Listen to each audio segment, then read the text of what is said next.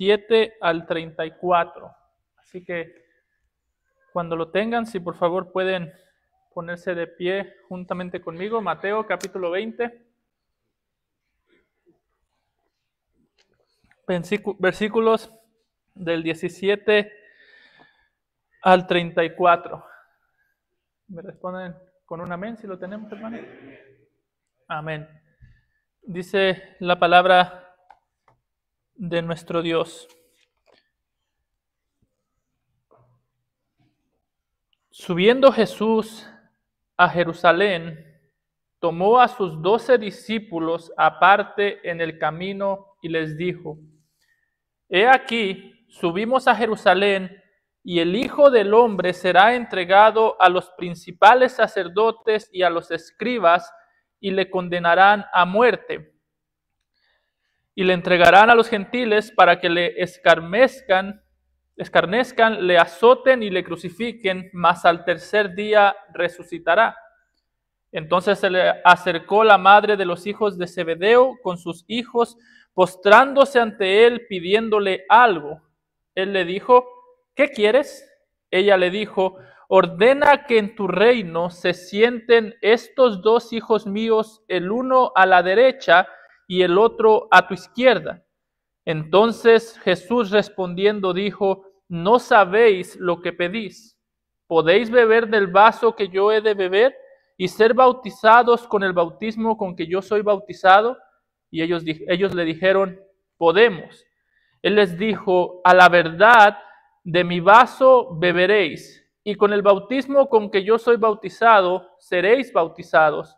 Pero el sentaros a mi derecha y a mi izquierda no es mío darlo, sino a aquellos para quienes está preparado por mi Padre. Cuando los 10 oyeron esto, se enojaron contra los 2 hermanos. Entonces Jesús, llamándolos, dijo: ¿sabéis que los gobernantes de las naciones se enseñorean de ellas, y los que son grandes ejercen sobre ellas potestad?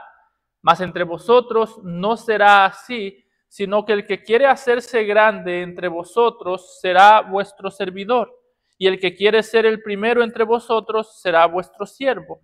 Como el Hijo del Hombre no vino para ser servido, sino para servir y para dar su vida en rescate por muchos. Al salir ellos de Jericó, les seguía una gran multitud, y vio ciegos que estaban sentados junto al camino. Cuando oyeron que Jesús pasaba, clamaron diciendo: Señor, Hijo de David, ten misericordia de nosotros. Y la gente les respondió para que callasen, pero ellos clamaban más diciendo: Señor, Hijo de David, ten misericordia de nosotros. Y deteniéndose Jesús, los llamó y les dijo: ¿qué queréis que os haga? Ellos le dijeron: Señor, que sean abiertos nuestros ojos. Entonces Jesús, compadecido, les tocó los ojos, y enseguida recibieron la vista y le siguieron. Amado Padre, Señor, te damos gracias por tu palabra. Gracias, Señor, porque ella es perfecta, porque ella es pura. Y Señor, sigue siendo más cortante que toda espada de doble filo, Señor. Y pedimos que tú el día de hoy la utilices a través de tu Santo Espíritu para hablar a nosotros como pueblo tuyo, Señor. Y nos enseñes, Padre, cómo buscar la verdadera grandeza de tu reino por medio de la humildad y el servicio. Te lo rogamos, Padre, en Cristo Jesús, Señor nuestro. Amén. ¿Pueden tomar asiento, hermanos?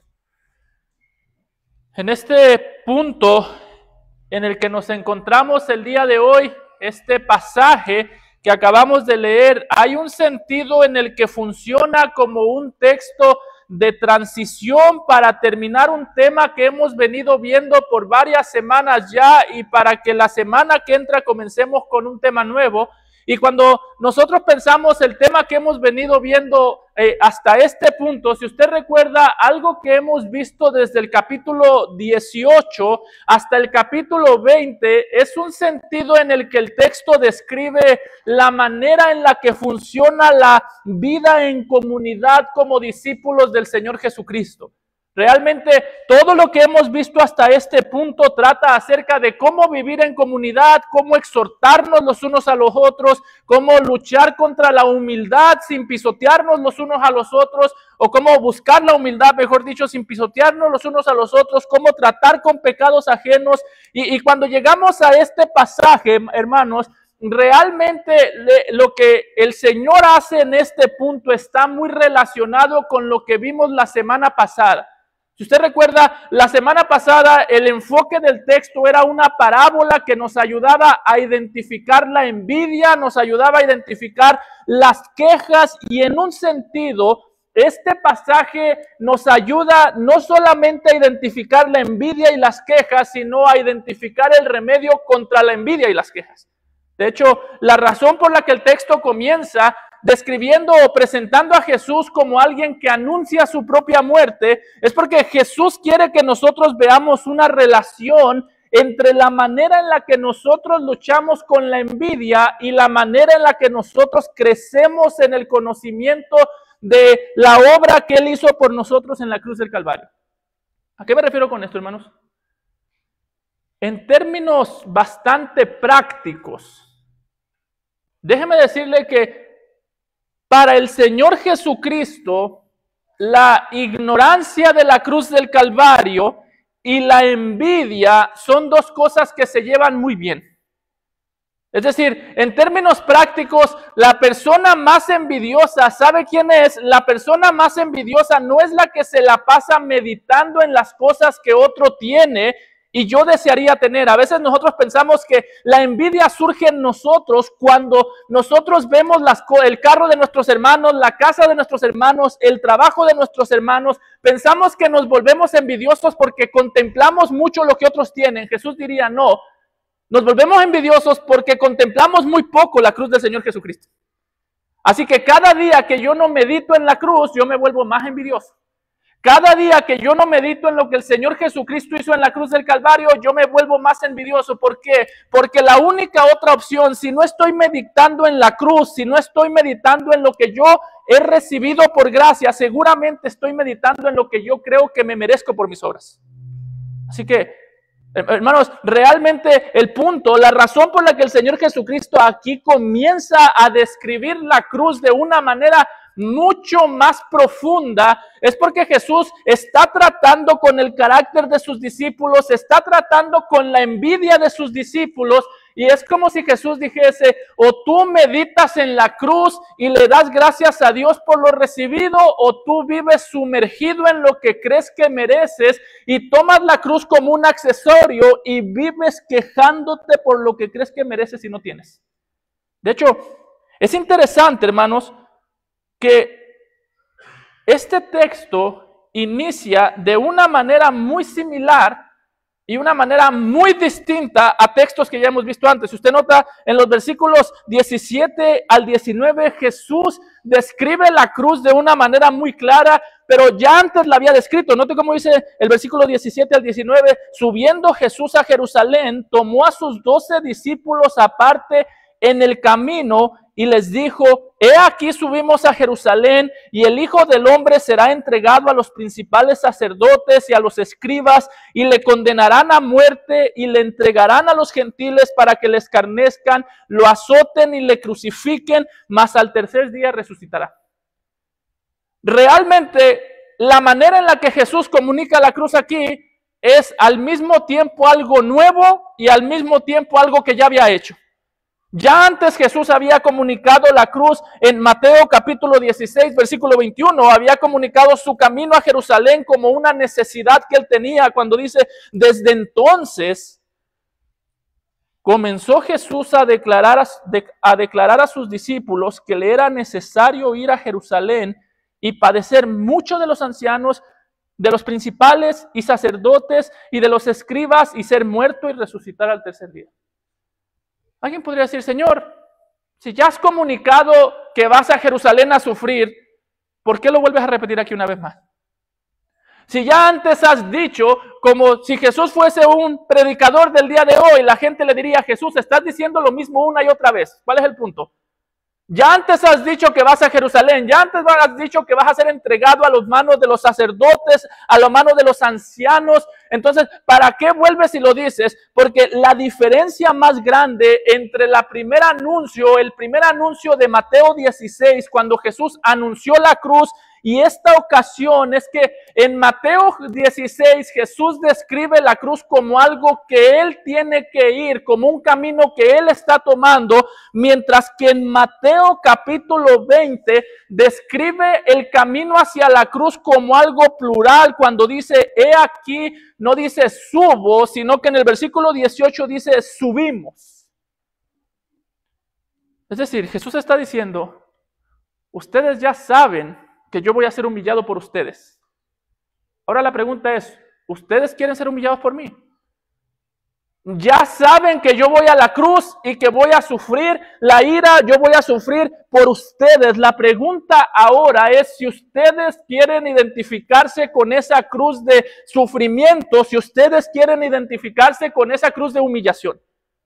Por eso es que yo he titulado el título de este texto, de este sermón, Alcanzando la grandeza por medio de la humillación. Porque hermano, tú y yo sabemos que el Señor Jesucristo murió, tú y yo sabemos que el Señor Jesucristo fue humillado. La pregunta es si tú quieres ser humillado por Él.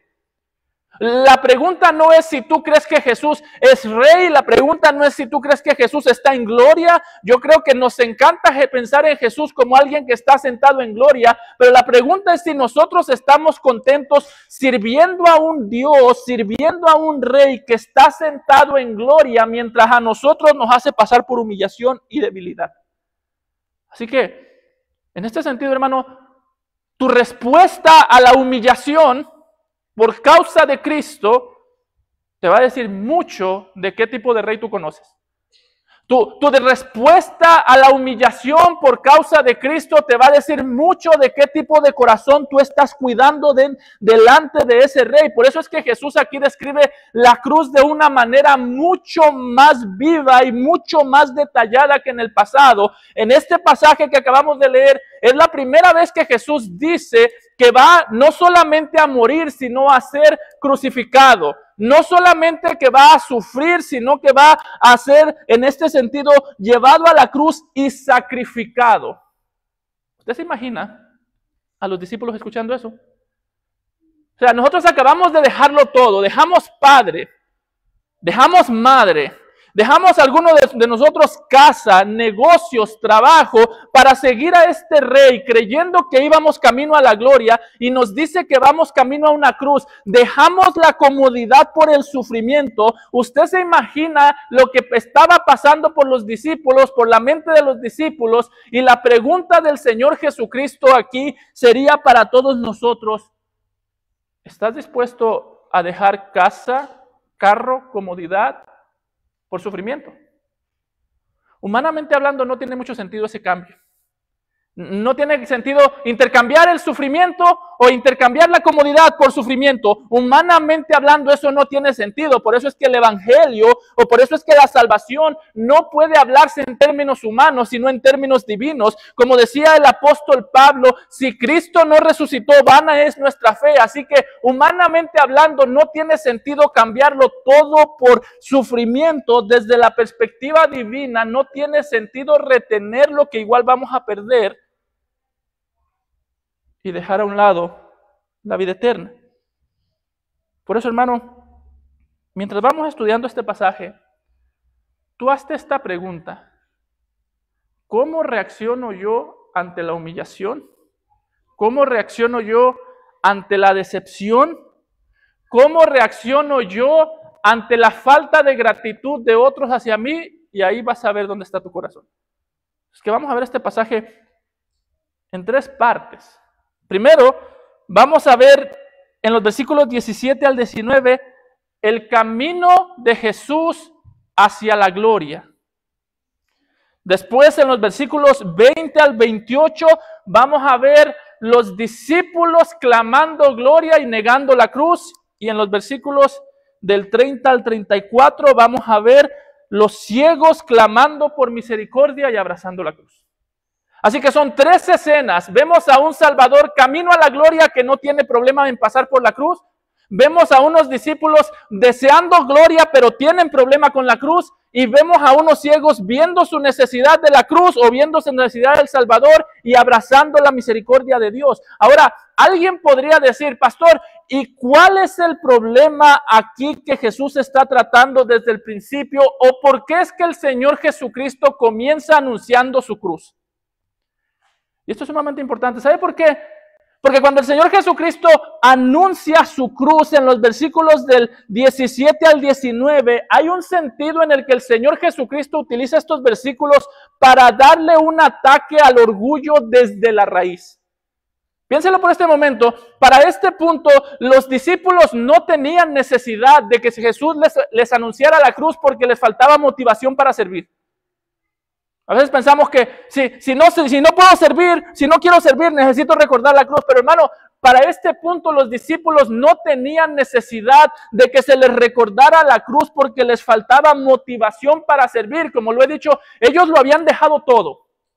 Habían dejado padre, habían dejado negocios, habían dejado, en nuestros términos, habían dejado carro, trabajo, casa, familia, todo. Estaban sirviendo fielmente, pero ¿sabe qué es lo terrible de este pasaje?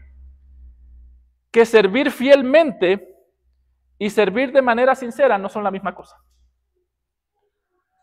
Tú puedes ser fiel en el servicio, eso no garantiza que tú estás siendo sincero en el servicio. Tú puedes ser una persona fiel en servir las necesidades. Tú puedes dejar a tu padre, dejar madre, irte de misionero. Tú puedes ser un buen predicador que habla con fidelidad y eso no es garantía de que tú estás siendo fiel. Los discípulos hicieron todo eso, de realmente pensar en lo peligroso que es el corazón y pensar en cómo este texto describe el peligro del corazón es algo que debería ponernos a temblar.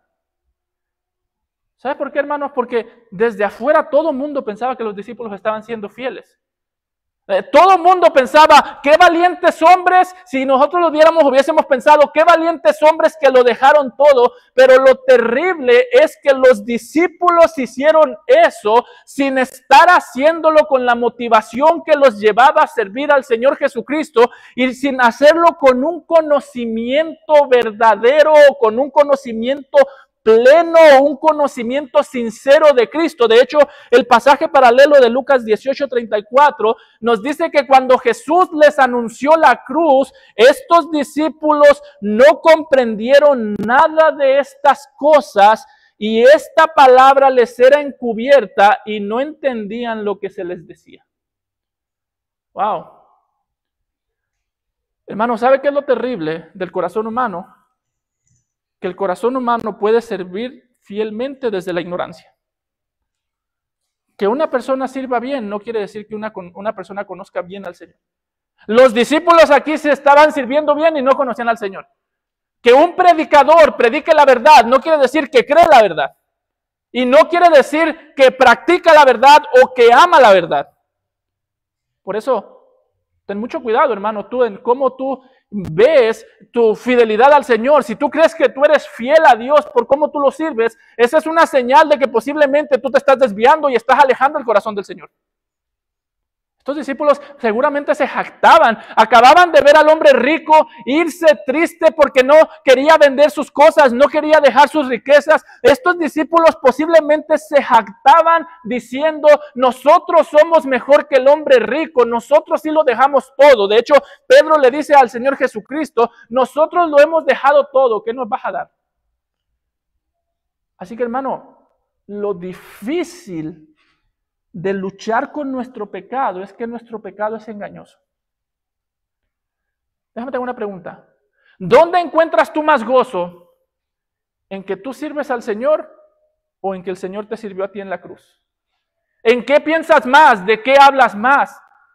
Porque estos discípulos tenían la necesidad no de recordar lo que Jesús pedía de ellos, sino de recordar lo que Jesús le estaba ofreciendo a ellos, de cómo el Señor Jesucristo estaba hablando y tenían ellos la necesidad de entender el Evangelio, de entender este mensaje y no lo entendieron. Por eso, hermano, una vez más, fidelidad no es solamente servir bien. Fidelidad, antes que cualquier otra cosa, es conocer de manera correcta lo que Cristo ha hecho por ti. Por eso ten mucho cuidado. Hay veces nosotros nos engañamos, decimos, es que, pastor, yo ya no puedo estar sin servir. Eso es peligroso. ¿Tú sirves porque tienes gozo o tú sirves para obtener gozo?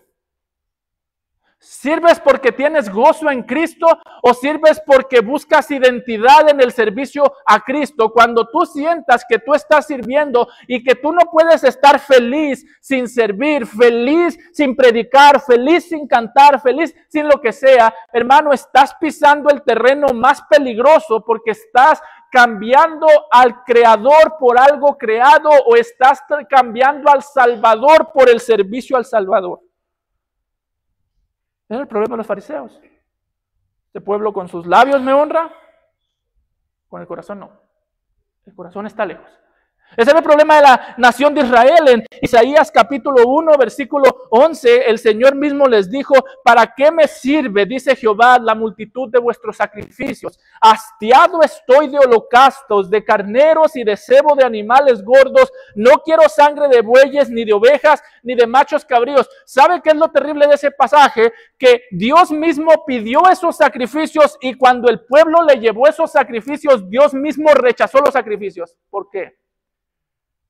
Porque estaba diciendo el Señor, ya estoy cansado de que traigan los sacrificios correctos con el corazón incorrecto. Estoy cansado de que conozcan el sacrificio que yo quiero, pero no conozcan el corazón que yo quiero. O estoy cansado de que conozcan el servicio correcto en el pueblo, pero no conozcan al Dios del pueblo. Por eso, hermano, ¿qué es lo que te movió a ti para estar aquí el día de hoy? ¿Que quieres prestar un servicio correcto al pueblo o que conoces al Dios del pueblo? ¿Que quieres prestar un servicio correcto o que quieres hacer lo correcto o que amas lo correcto? Porque son dos cosas bien distintas. Algo que nos queda claro, si lo pudiésemos poner una fórmula, es que delante del Señor, obediencia externa sin devoción interna es equivalente a rebelión contra Dios de manera interna.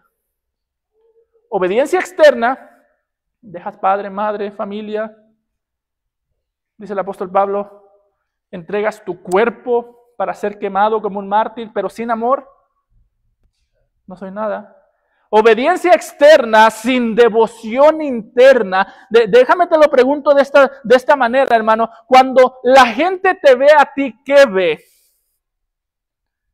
¿Un hombre que sabe hacer lo correcto o un hombre que conoce, ama y tiene una devoción correcta por el Salvador correcto? Porque los hombres que saben hacer lo correcto son felicitados por el mundo entero, pero no son recompensados por el Señor.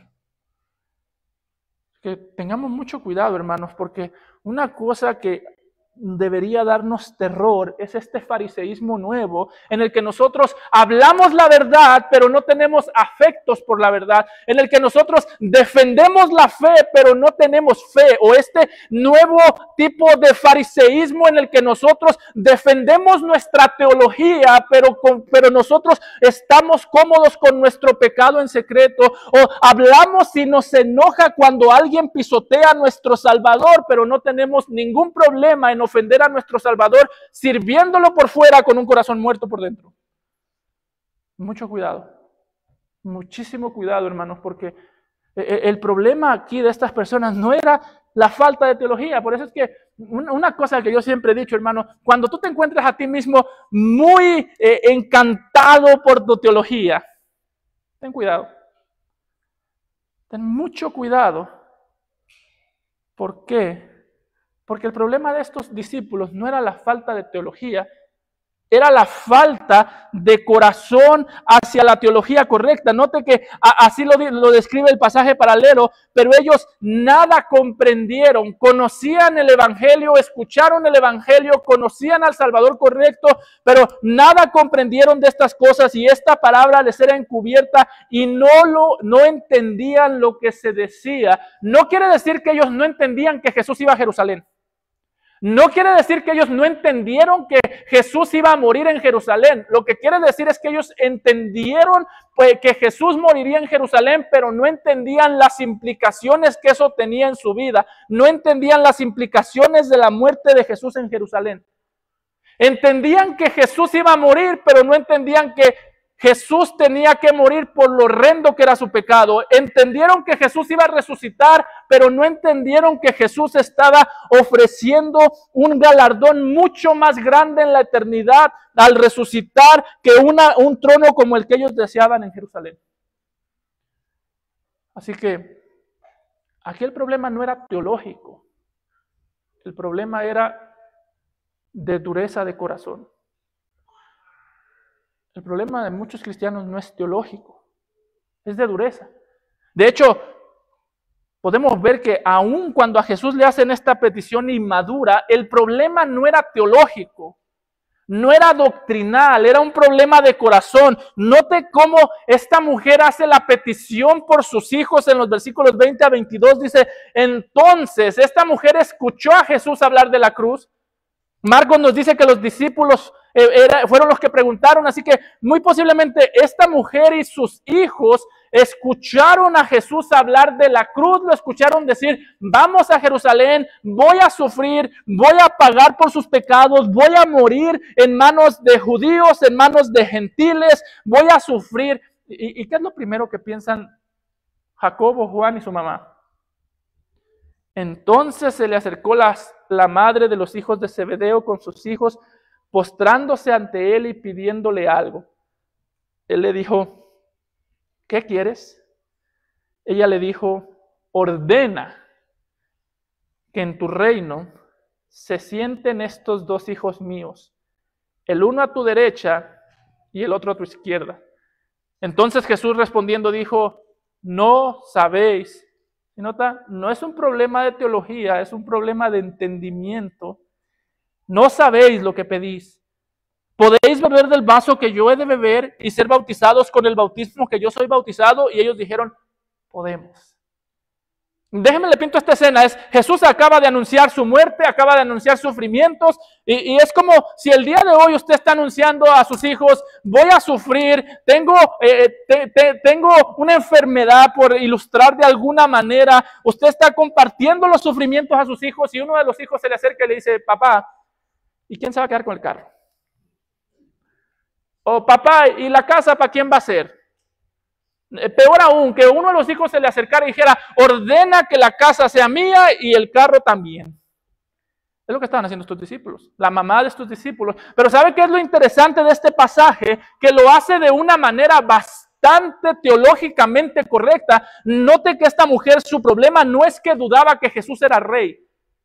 Cuando estés en tu reino, le dice, que estos mis hijos se sienten el uno a tu derecha, a tu izquierda. El problema no es que ella dudaba de que Jesús era rey. Alguien podría decir, pastor, es que esta mujer tenía a Jesús en muy bajo concepto. No, hermanos, esta mujer tenía a Jesús con sus labios mismos, anunció a Jesús en un concepto supremamente alto. Por eso es que la madurez o el entendimiento teológico a veces no va de la mano con la madurez espiritual. Esta mujer tenía todo lo que nosotros deseáramos que un cristiano tenga. Buena teología, tú eres rey. Buena adoración externa. Note que el texto dice que la madre de los hijos de Zebedeo se le acercó postrándose ante él. Wow, tiene buena teología y se postra. No es una de esas bautistas frías que se queda callada en la adoración. Esta mujer trae fuego. Fuego en la mente, fuego en el corazón. Seguramente fue un momento bastante sentimental, bastante emocional. Y mira, hermano, lo peligroso que es el corazón. Tú puedes tener todo eso y el corazón bien lejos de Dios. Puedes llorar durante la alabanza, puedes postrarte, y eso es lo terrible, que nosotros podemos postrar nuestras rodillas delante de Dios, mientras que el corazón está desafiando a Dios. Puedes tener buena teología que surge precisamente o sale de las Escrituras. ¿Por qué le dijo que uno a la izquierda y el otro a la derecha? Aquí hay varias cosas. Una es, estos discípulos estuvieron en la transfiguración y vieron que Moisés estaba a un lado de Jesús y Elías al otro. Ellos dijeron, nosotros también. Ese momento que debía haberles traído madurez, produjo en ellos inmadurez. Vimos en la gloria a Moisés a un lado y a Elías al otro. Yo también quiero. Y esta mujer dijo, no solamente eso, Dios siempre tiene a alguien a su derecha y a su izquierda. Posiblemente pensó en el pasaje de Primera de Reyes 2:29, cuando de la visión de Dios se dice, entonces yo vi a Jehová sentado en su trono, y todo el ejército de los cielos estaba junto a él, a su derecha y a su izquierda. Esta mujer dice, este es Jehová, este es Dios. Y hermano, ella sabía que estaba sirviendo a Dios y a través de su servicio estaba desafiando a Dios. ¡Wow! ¿Quieres un pasaje que te dé temor? Lee este. Ella sabía que a la persona a la que estaba hablando era Dios mismo en la carne y todavía se atrevió a darle una orden. Y tú y yo hacemos lo mismo. Hermano, ¿alguna vez tú has cuestionado por qué hay personas que tienen más cosas que tú? Eso es decir, Señor, déjame que yo me siente a tu derecha y quítalo a él.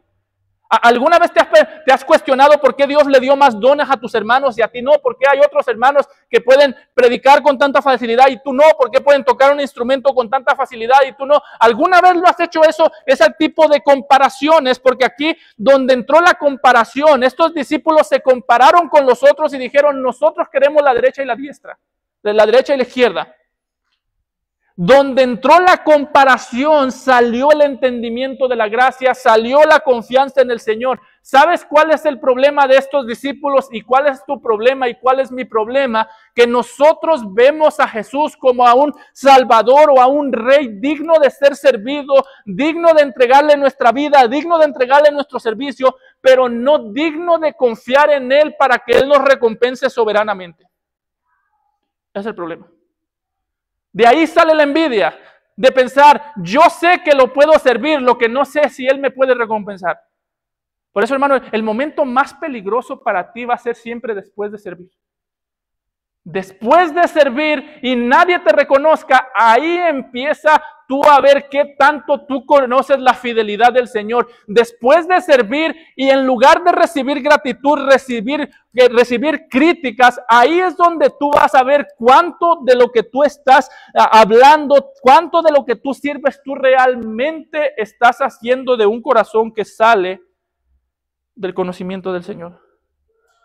Por eso, hermano, yo creo que nuestro problema no es que no veamos a Jesús como digno de ser servido.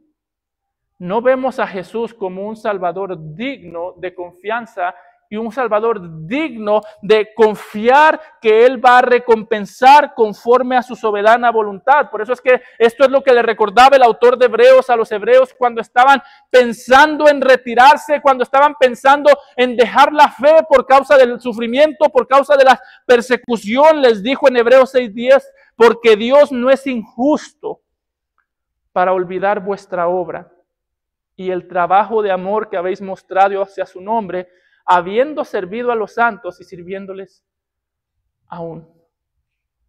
Es el autor de Hebreos. ¿Quieres saber tú cuál es la evidencia de que tú conoces la fidelidad de Dios? Que lo puedes servir y cuando no recibes nada a cambio, te consuelas en el hecho de saber que Él no es injusto para olvidar. A Él no se le olvida.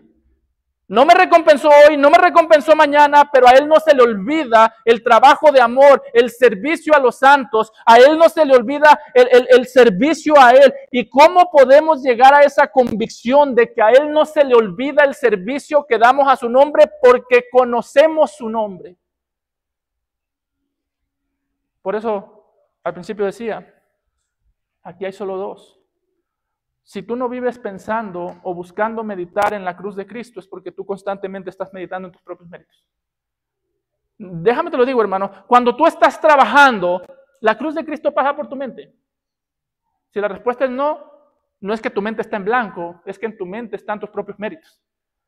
Cuando hay un problema con tu esposa, con tu esposo, la cruz de Cristo pasa por tu mente. Si la respuesta es no, es porque posiblemente lo que está pasando por tu mente es tu autojusticia, que te hace sentir que mereces mucho más de lo que te dan. Esta misma actitud te hace sentir que mereces sentarte o a la izquierda o a la derecha cerca del trono de Jesús. Cuando tú estás en cualquier momento durante tu día, en el momento que no somos disciplinados para meditar en la cruz del Señor Jesucristo, estamos siendo indisciplinados para meditar en nuestros propios méritos y sentir que nos merecemos el trono de Jesucristo. ¿Saben cuál es el problema de estos discípulos aquí y cuál es el nuestro?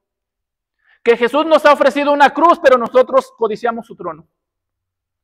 Por eso es que decimos, no sé si me va a recompensar como debiera. O por eso es que decimos, necesito más. O por eso es que necesitamos tantas felicitaciones. ¿Por qué? Porque Jesús nos ha dicho, el que quiera ser mi discípulo, tome su cruz y sígame. Haga morir sus deseos, haga morir sus pasiones. Jesús nos ha invitado a tomar una cruz y nosotros queremos sentarnos en su trono. ¿Y quién es el único que hace eso? Satanás. La próxima vez que tú veas eso en ti, piensa, esto proviene de Satanás. Él es el único que cree que merece el trono de Dios. Y cuando yo me enojo porque no me reconocen, cuando yo digo, mis hijos son bien malagradecidos, eso es lo que estás diciendo.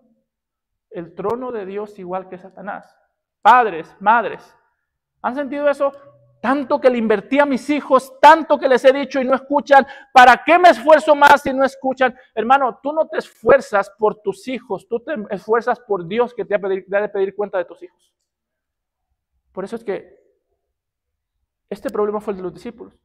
¿Para qué entonces dejamos padre y madre si no nos puedes siquiera asegurar que nos vas a sentar a tu izquierda y a tu derecha? Ya antes, para los discípulos no era solamente necesario que Jesús prometiera que los iba a recompensar, porque ya antes había prometido que los iba a recompensar. En Mateo 19:28, Jesús les dijo, de cierto os digo que en la regeneración, cuando el Hijo del Hombre se siente en el trono de su gloria, vosotros que me habéis seguido, también os sentaréis sobre 12 tronos para juzgar a las 12 tribus de Israel. Ya antes Jesús les había prometido tronos. ¿Sabe cuál es el problema? Que ahora ellos quieren decirle a Jesús qué trono. No nos basta con que Jesús diga nos va a recompensar. Nosotros queremos que Jesús nos recompense cuando nosotros queremos, como nosotros queremos, enfrente de quien nosotros queramos y donde nosotros queramos. Una ilusión muy vana que usualmente tenemos nosotros como personas. Y dígame si usted no lo ha tenido. ¿Alguna vez a usted alguien lo ha humillado? Seguramente sí. ¿No le ha pasado a usted que dice, un día voy a estar muy bien y esa persona me va a ver que estoy bien? ¿Le ha pasado eso? Quizás no se lleva bien con su papá y dice, me va a ir bien y mi papá verá que me fue mejor sin él. O con quien sea. Hermano, esa es la actitud satánica de estos discípulos. Esa es la carne deseando ser glorificada. Esa es la carne deseando ser exaltada. Y ese es tu corazón pecaminoso diciendo, yo quiero el trono de Dios, donde todos los ojos estén en mí, donde todo el aplauso esté en mí, donde toda la adoración esté en mí, donde todo gire a mi alrededor y donde todo mundo se humille dentro de mí. Cada vez que tú sientes que tú te comparas, cada vez que tú sientes que necesitas que alguien te agradezca más, eso es lo que está saliendo de tu corazón. Por eso se siente también. Porque la carne quiere ser glorificada, pero no quiere ser crucificada. Casi siempre cuando algo se siente bien, una venganza, ahora estoy bien y el otro está mal, compararse para bien, se siente muy bien, porque la carne está diciendo, esto es lo que nos merecemos. Y eso es lo que los discípulos sentían que se merecían. Ellos decían, hemos hecho tanto que lo mínimo que nosotros nos merecemos es decir, ¿dónde nos vamos a sentar? No me es suficiente que tú me digas que me vas a dar un trono. Yo quiero que el trono esté donde yo diga, y ya dijimos que queremos uno a la izquierda y el otro a la derecha. No es suficiente con que yo te sirva, tengo que servirte y después de yo servirte, tengo que ser yo el que controle los resultados. Por eso es que dicen que no hay nada más peligroso que un pastor después de predicar, porque él quiere controlar los resultados y cuando los resultados no salen como él quiere, o quiere renunciar, o cuando salen como él quiere, no hay quien lo baje del púlpito. Porque ese es el momento más peligroso para la carne. Hermanos, yo creo que aquí Jesús tenía todo el derecho de tomar a los discípulos y regañarlos, humillarlos, decirles, ¿cómo se les ocurre a ustedes siquiera pedirme un trono? Merecen el infierno y se atreven a pedir un trono. Pero note la ternura y la firmeza con la que Jesús les habla. Entonces Jesús respondiendo dijo, no sabéis lo que pedís. Está diciendo, esta petición sale de un corazón lleno de ignorancia. Por eso es que decía al principio, la envidia o la arrogancia son muy amigos de la ignorancia. No sabéis lo que pedís. Y les dice, ¿podéis beber el vaso que yo he de beber y ser bautizados con el bautismo con que yo soy bautizado? Ellos dijeron, podemos. El problema es que dijeron podemos sin entender a qué se refería el Señor Jesucristo. Cuando Jesús habla de beber un vaso que él iba a beber, no se refiere a un tipo de evento agradable, no. Cuando habla de beber el vaso que yo he de beber, se refiere a sufrir o a sufrir bajo la ira de Dios. En el Antiguo Testamento las copas usualmente son lugares o son cosas que se hablan para describir cómo Dios derrama su ira sobre algo o sobre alguien. Isaías 51:17 dice, despierta, despierta, levántate, oh Jerusalén, que bebiste de la mano de Jehová el cáliz de su ira, porque el cáliz de su aturdimiento bebiste hasta los sedimentos. Les está diciendo Jesús, ¿ustedes quieren la gloria junto conmigo? Y yo, sí. ¿Pueden beber de la copa que yo puedo beber? Sí. Y Jesús le está diciendo, ¿pueden sufrir como yo voy a sufrir? Y ellos dijeron, sí, podemos. Por eso es que Jesús dijo, ustedes no saben lo que están pidiendo. ¿Pueden ser bautizados con el bautismo con que yo soy bautizado? Ellos dijeron, sí. ¿Y por qué Jesús hace referencia a la cruz como un bautismo? Porque el mismo Dios que en el pasado derramó su ira sobre el mundo entero en el diluvio y bautizó al mundo entero bajo las aguas del juicio, ahora estaba a punto de derramar las aguas del juicio sobre el Señor Jesucristo en la cruz del Calvario. Está diciendo, ustedes pueden experimentar eso. Y dijeron, sí podemos. Y aquí es donde Jesús comienza a cuidar y a redirigir su corazón. ¿Por qué? Note cómo les dice, Él les dijo, a la verdad de mi vaso beberéis. Van a sufrir. Y con el bautismo con que yo soy bautizado, seréis bautizados. Pero el sentaros a mi derecha y a mi izquierda no es mío darlo, sino a aquellos para quienes está preparado por mi Padre. Y dice el versículo 24 que cuando los 10 oyeron esto, se enojaron contra los 2 hermanos. ¿Sabe qué les está diciendo Jesús? Ustedes están tan preocupados por recibir gloria que se les olvidó que antes de la gloria tienen que pasar por la cruz. Hermanos, ¿sabes cuál es una de las mayores inmadureces que nosotros cometemos a veces con una teología impecable? Que nosotros queremos o nos preocupamos por cómo vamos a ser recompensados cuando de verdad deberíamos preocuparnos más bien con cómo vamos a cargar la cruz que se nos ha encargado.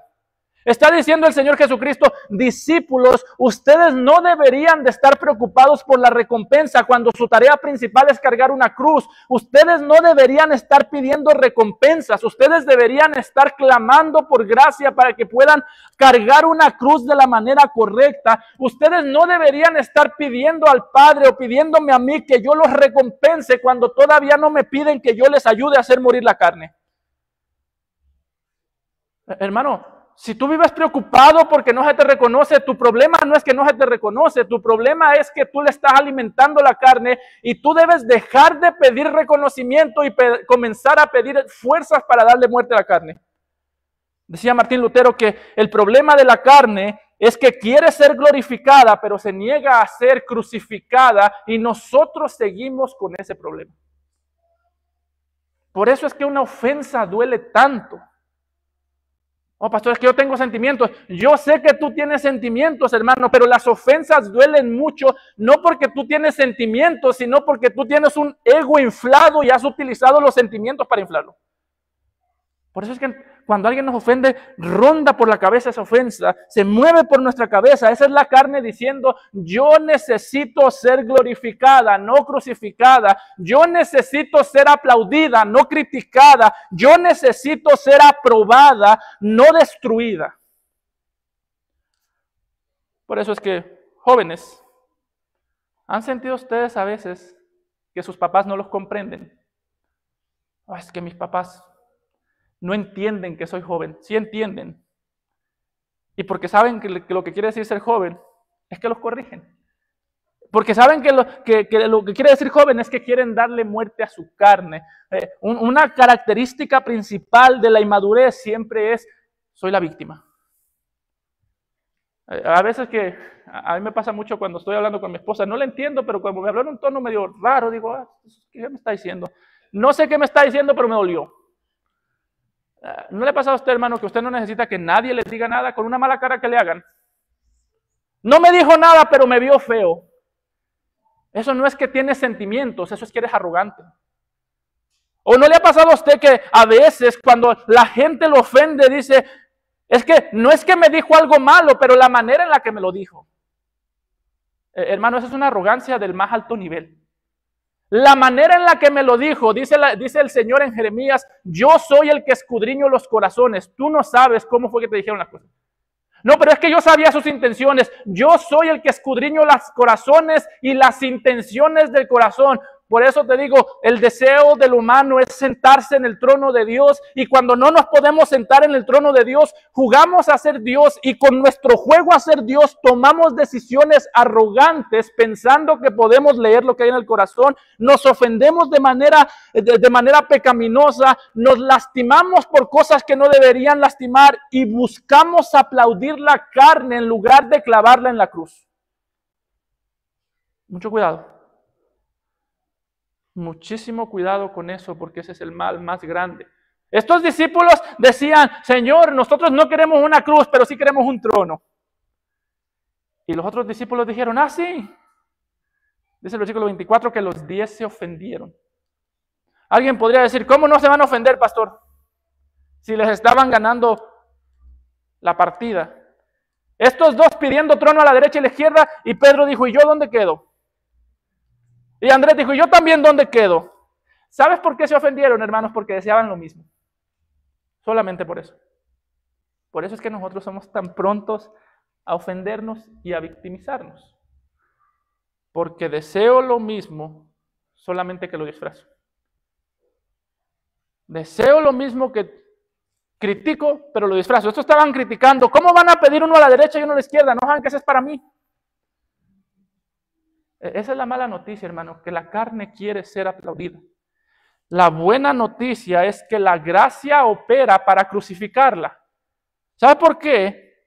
Porque estos mismos discípulos que aquí de manera inmadura vinieron a pedir a Jesús que los exaltara, que les diera reconocimiento, fueron los mismos que estuvieron más tarde dispuestos a morir con vergüenza, a morir en debilidad y a morir en sufrimiento. El mismo Jacobo que aquí vino ante Jesús a pedirle la derecha o la izquierda, es el mismo que en Hechos capítulo 12, versículo 2, murió de manera injusta cuando se nos dice que Herodes mató a espada a Jacobo, hermano de Juan. El mismo Juan que aquí vino a pedir uno de los lugares de honor, es el mismo que más tarde en Apocalipsis 1:9 escribió, yo Juan, vuestro hermano y copartícipe vuestro en tribulación. Ya este hombre maduro ya no dice, yo quiero un trono. Dice, yo soy su hermano y participo en las tribulaciones. Este es mi gozo ahora, que yo les soy de ejemplo para cómo sufrir en el reino. Y yo creo que aquí Juan posiblemente tenía esto en mente. En Mateo 20, Juan identifica el reino con autoexaltación. En Apocalipsis 1, Juan identifica o relaciona el reino con sufrimiento. En el reino y en la paciencia de Jesucristo estaba en la isla llamada Patmos por causa de la palabra de Dios y el testimonio de Jesucristo. Esa es la buena noticia. La mala es que la carne quiere ser aplaudida. La buena es que la gracia termina aplastando a la carne. Por eso, hermano, la próxima vez que tú sientas que no te dieron reconocimiento, dale gracias a Dios. Gracias, Señor, que nadie me reconoció, pero a ti no se te olvida mi servicio porque tú eres fiel para no olvidar. Escuché yo la historia de un misionero que regresó de servir en África. No me acuerdo si era África, quizás estoy mintiendo en esa parte. Pero regresó de un país donde había mucha persecución y regresó a Nueva York. En aquel tiempo se regresaba en barco. Y dice que cuando el misionero regresó, junto a él venía un deportista famoso y la gente aplaudía por el deportista, aplaudía por este hombre famoso, y que el misionero empezó a sentir, ¿cómo es posible que yo vengo de servir el reino de Dios y nadie me aplaude, y este que viene de jugar, todos lo aplauden? Los dos volvimos a casa, pero uno es aplaudido y el otro es olvidado. ¿Y sabe cuál fue su conclusión? Yo todavía no soy apreciado porque aún no llego a casa. La casa llegaré cuando esté delante del Señor Jesucristo. Hermano, tú por eso todavía no eres apreciado. No has llegado a casa. Y si esta es tu casa, tienes serios problemas. Jóvenes, si a ustedes los aplauden aquí, tienen serios problemas porque el mundo aplaude lo que Dios odia. En Cristo. Hermano, cuando tú sientas que tus hijos no te agradecen como debieran, que no te dan un puesto a la derecha o un puesto a la izquierda, recuerda, tú todavía no llegas a casa. De esa casa donde vives, donde crías a tus hijos, donde los estás educando, esa no es la casa donde vas a ser recompensado. Esa es la casa donde te vas a desgastar, donde te vas a cansar, donde vas a sufrir. Pero la casa donde serás recompensado es la casa de Dios en gloria, que ha sido abierta de par en par para nosotros por medio de la cruz del Señor Jesucristo. Ahí seremos recompensados. Mientras, sigue luchando contra ese sentimiento. Mis hijos no me aprecian lo suficiente. Seguramente, hermano, pero el Señor no olvida que tú estás cuidando de tus hijos. La iglesia no me aprecia lo suficiente. Hermano, la iglesia es de memoria corta. Dios es un Dios que no olvida. La iglesia no aprecia que yo sirvo, que yo me sacrifico, que a veces salgo del trabajo y voy para allá cansado, sin comer, voy y no tengo ganas más que de acostarme para que nadie agradezca, pastor. Hermano, esa es la naturaleza del servicio, eso es darle muerte a la carne, eso es hacer sufrir la carne, eso es hacer morir lo terrenal. Nuestra recompensa está en los cielos porque nuestra ciudadanía está en los cielos de donde esperamos al Salvador. Y ese es el punto de Jesús, versículos 25 al 26. Entonces Jesús llamándolos dijo, está diciendo Jesús, vengan y les voy a decir cómo ustedes deben preocuparse. No se preocupen por cómo van a ser recompensados, preocúpense por cómo van a servir. El que conoce a Dios sabe que puede servir a Dios con confianza porque a Dios no se le olvida recompensar. El que no conoce a Dios vive preocupado por la recompensa y se le olvida servir a Dios. Dije Jesús, ¿sabéis que los gobernantes de las naciones se enseñorean de ellas y los que son grandes ejercen sobre ellas potestad? Mas entre vosotros no será así, sino que el que quiere hacerse grande entre vosotros será vuestro servidor, y el que quiere ser el primero entre vosotros será vuestro siervo, como el Hijo del Hombre no vino para ser servido, sino para servir y para dar su vida en rescate por mucho. Está diciendo el Señor Jesucristo, a la hora de servir, mediten en la cruz y eso los llevará a servir. Después de servir, mediten en la cruz y eso los llevará a no exigir recompensa por el servicio en la tierra. La cruz produce servicio y la cruz produce contentamiento cuando nadie reconoce mi servicio. Jesús está diciendo, eso es mi reino. Mi reino no es de este mundo Piensen en lo que yo hice por ustedes y van a servir con gozo. Cuando nadie los reconozca, piensen en lo que yo hice por ustedes y van a tener contentamiento con gozo, porque está diciendo el Señor Jesucristo que el Hijo del Hombre, aquel que está rodeado en gloria, aquella figura de Daniel 7 que se le dio potestad, se le dio dominio, se le dio gloria, se le dio imperio, dice, vino no para ser servido, sino para servir y para dar su vida en rescate por muchos. Es como si Jesús dijese, yo dejé la gloria para servirlos a ustedes. Ustedes dejen el pecado para servirme a mí. Ese es el intercambio de Jesús. Yo te doy mi gloria, tú me das tu pecado. Yo te sirvo a ti, yo te sirvo a ti dejando mi gloria, tú me sirves a mí dejando tu pecado. Por eso es que, hermano, cuando nadie nos reconoce, nos hacen un favor. Siempre y cuando meditemos en la cruz. Hay dos tipos de cristianos, el que nadie lo reconoce y se amarga y ya no quiere hacer nada. El que nadie lo reconoce y medita en la cruz y no necesita ser reconocido. No es más, la cruz es vital. Jesús está diciendo, nosotros servimos de una manera distinta a los reinos. Los reyes de la tierra se enseñorean. Y dice, ustedes saben cuando un rey es grande porque ese rey sirve. Y ese rey está sentado siendo servido. ¿Cuál es la imagen que usualmente tenemos de un rey? Sentado con sus siervos de pie. En aquel tiempo y hasta la fecha, creo yo, si usted ve cuando sale el presidente de Estados Unidos, casi siempre sale sentado. Cuando está sentado en la Casa Blanca, está sentado y la gente parada. Él es el servido y los otros son los siervos. Él es el mayor, los otros son los pequeños. Jesús está diciendo con ustedes, no es así. De hecho, en Lucas 22, 27 dice, porque ¿cuál es mayor, el que se sienta a la mesa o el que sirve? No es el que se sienta a la mesa, mas yo estoy entre vosotros como el que sirve. ¿Sabe qué es lo que debe producir el Evangelio en ti? Que el día miércoles, que tengamos el día de Thanksgiving, hombres, ustedes estén felices de estar de pie, mientras otros están sentados y comiendo cómodamente.